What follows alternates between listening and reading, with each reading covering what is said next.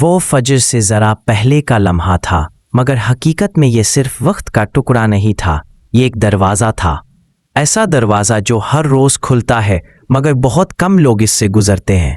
رات اپنی ضد چھوڑ چکی تھی مگر دن نے ابھی تک اپنی ذمہ داری قبول نہیں کی تھی۔ آسمان اور زمین کے درمیان ایک نازک سا توازن تھا، جیسے کائنات نے خود کو سمیٹ کر انسان کے اندر جھانکنے کا فیصلہ کر لیا ہو۔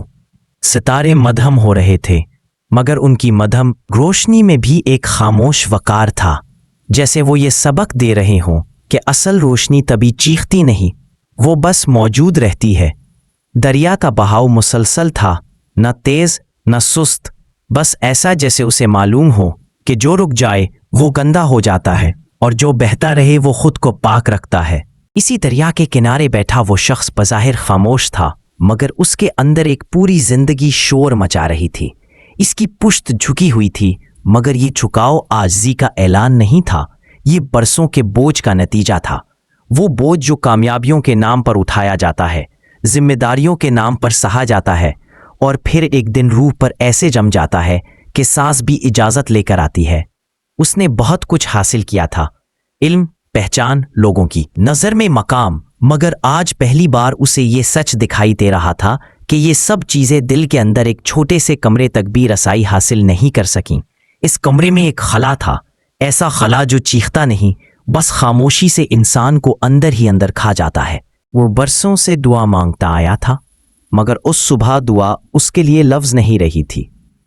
وہ جان چکا تھا کہ کچھ سوال ایسے ہوتے ہیں جن کے لیے ہاتھ اٹھانا بھی کافی نہیں ہوتا۔ اس کے لب خاموش تھے مگر دل میں ایک بھاری سی عاجزی اتر چکی تھی، وہ عاجزی جو مان لیتی ہے کہ اب عقل کی حد ختم ہو چکی ہے۔ اس کے اندر سے ایک سوال ابھرا مگر اس میں کوئی ضد نہیں تھی، کوئی مطالبہ نہیں تھا، بس ایک سچی تھکن تھی۔ یا اللہ، میں اتنا قریب ہو کر بھی خود سے اتنا دور کیوں ہوں؟ یہ سوال دراصل شکوہ نہیں تھا، یہ اعتراف تھا، اور اعتراف ہمیشہ دروازے کھولتا ہے۔ اسی کنارے کچھ فاصلے پر وہ بوڑھا درویش بیٹھا تھا، نہ اس کی موجودگی اعلان کر رہی تھی نہ اس کی خاموشی مطالبہ، وہ بس تھا اور اس کا ہونا ہی کافی لگ رہا تھا۔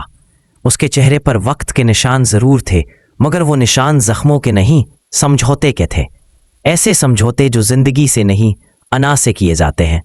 اس کے پاس کوئی تسبیح نہیں تھی، کوئی خاص لباس نہیں تھا، مگر اس کی خاموشی میں وہ ترتیب تھی جو صرف ان لوگوں کو نصیب ہوتی ہے جو سوالوں سے لڑنا چھوڑ دیتے ہیں۔